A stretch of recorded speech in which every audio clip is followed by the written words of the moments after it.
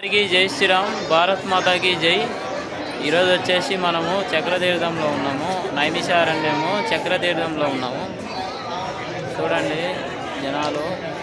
చక్రతీర్థం మొత్తం రౌండ్గా ఉన్నది, రౌండ్ షేప్లో, అంటే గుండ్రంగా ఉన్నది.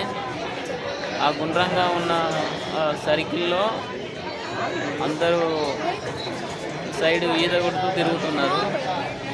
అందుకే దీన్ని చక్రతీర్థం అన్నారేమో, మనకు తెలియదు. చరిత్ర ఉంది, చాలా పెద్ద చరిత్ర. అందరికీ జై శ్రీరామ్, భారత్ మాతాకి జై. కంప్లీట్గా చూడండి చక్రతీర్థం ఎలా ఉన్నది, చాలా అద్భుతంగా ఉన్నది.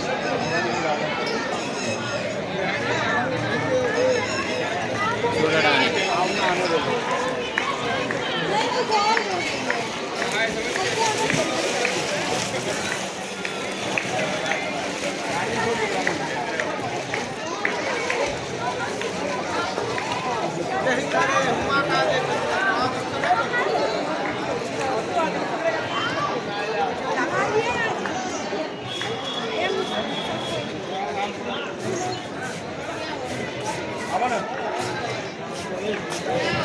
పోదామన్నా.